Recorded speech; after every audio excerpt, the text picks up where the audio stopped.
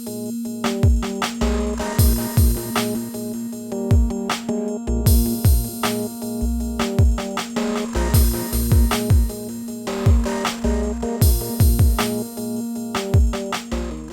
XE is a bread and butter car for Jaguar, designed to sell in large volumes and therefore compete with the likes of the BMW 3 Series and Mercedes C-Class.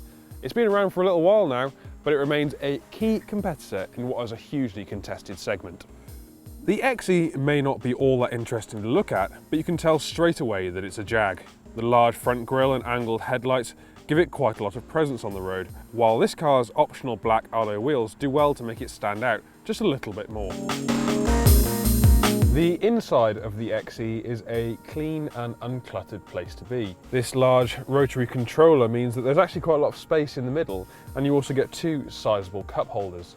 The large touchscreen is very easy to navigate, but you get analog controls for the heating and ventilation, which means that you can get them exactly how you want it. Now, the materials throughout are of a high quality and there aren't too many scratchy plastics, though everything feels really solidly built and it feels as though it'll stand the test of time. Now, as you can see, there's not a huge amount of space in the back of the Jag. The driver's seat is set to my position and I'm around 5'11", and I really haven't got that much knee room or headroom, so that's worth bearing in mind if you're planning on taking a lot of adult passengers with you. However, if you're planning on taking 3 children in the back here, they're likely to be more than comfortable. Now, move around to the rear of the car, and under this electronically operated boot lid, you'll find 455 litres of space, though that of course can be extended by lowering the rear seats. Now, it's worth pointing out that that is actually smaller than the 480 litres you'll find in the BMW 3 Series.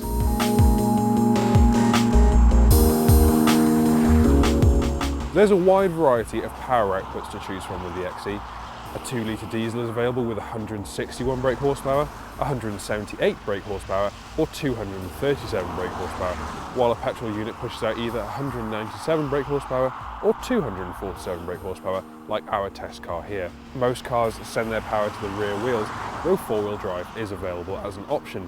Most XEs utilise an 8-speed dual-clutch automatic gearbox, though a 6-speed manual is available with the 2-litre diesel. At the top of the range sits a 3-litre supercharged V6 lifted straight from the F-Type sports car, and this produces 375 brake horsepower. Now, you'd expect any Jaguar to have a certain degree of sporting intent, and that's certainly the case with the XE. The steering is really nicely judged, and it's really light on its feet, which means that it's ideal for B roads like the ones we're on today. Now, this car is powered by a 2-litre turbocharged petrol engine producing 247 brake horsepower and 275 Newton-meters of torque. And it's that secondary figure that is the most important one, because it means it's got plenty of pull when you're joining motorways or when you want to just pull out of a junction safely.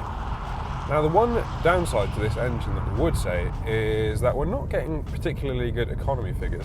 We've been driving it on a mixture of motorways and B roads like the ones we're on today, and we're averaging 30.8 mpg, which really isn't good for those people looking to keep fuel costs down. Now, you can specify either a 6-speed manual or the gearbox that we have in this car, which is the 8-speed dual-clutch ZF gearbox. Now, it's the auto that we choose, as the shifts are pretty seamless in full auto mode, though you can take control via the steering wheel mounted paddles. Now, this car is an R Sport trim, and that means you get lowered and stiffened sport suspension. That's ideal if you're a keen driver looking to get the most from the car, but if you are just doing normal motorway miles, then we might suggest a slightly softer suspension option.